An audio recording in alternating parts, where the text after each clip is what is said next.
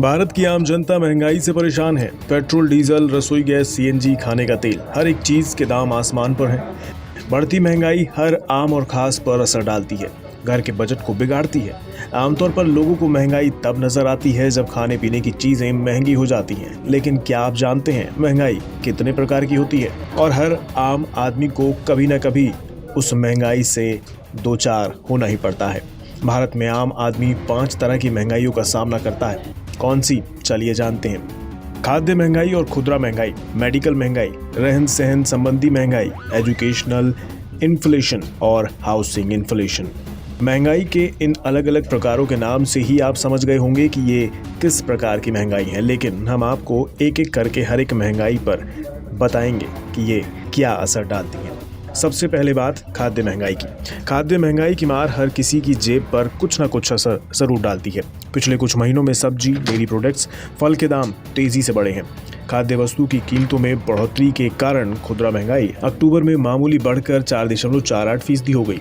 वहीं थोक कीमतों पर आधारित मुद्रास्फीति मुख्य रूप से विनिर्मित उत्पादों और कच्चे तेल की कीमतों में बढ़ोतरी के चलते अक्टूबर में बढ़कर 12.54% हो गई। इसके अलावा आज के दौर में भारत में मेडिकल इन्फ्लेशन भी आसमान पर है। अगर किसी के घर में कोई भी व्यक्ति बीमार हो जाता है तो वे न सिर्फ अपने घर के बजट को बिगाड़ देता है बल्कि वह आपको मानसिक रूप से भी हताश कर देता है। हालांकि इस महंगाई को कम करने के लिए सरकार कई कदम उठा रही है। जीवन रक्षक दवाओं की कीमतें कम की गई हैं। मेडिकल इक्विपमेंट के इंपोर्ट पर टैक्स घटाए गए हैं। दवाओं की महंगाई से आम जनता को राहत देने के लिए जन औषधालय खोले गए हैं। यहाँ 90% तक सस्ती दवाएं मिलती हैं। इसके अलावा लॉकडाउन खुलने के बाद लोगों की जिंदगी में बड़े बदलाव आए हैं। लोगों का रहन सहन अब बदल गया है। लोग अब घूमने फिरने, शॉपिंग करने, सिनेमा देखने आदि पर खर्च करने लगे हैं।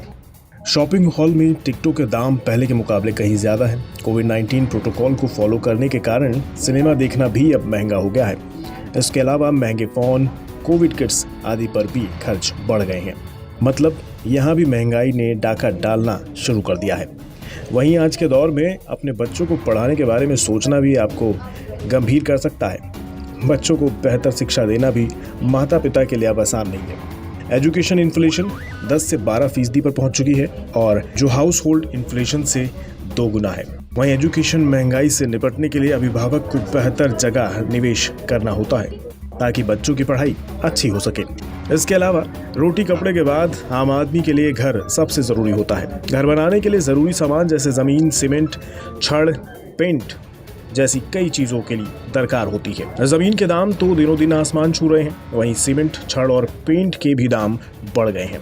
आरबीआई की रिपोर्ट के मुताबिक वित्तीय वर्ष 2021 की चौथी तिमाही में औसतन प्रॉपर्टी के रेट 2.7% बढ़े हैं। पहले की तुलना में अब घर बनाना या खरीदना काफी महंगा हो गया है और ये दिनों दिन बढ़ता ही जा रहा है। ये थे महंगाई के वो 5 प्रकार जो आम जनता को बेहाल करे हुए हैं। हालांकि सरकार अपनी कोशिशें कर रही है, लेकिन आम आदमी की जेब इस महंगाई को झेलने को मजबूर है।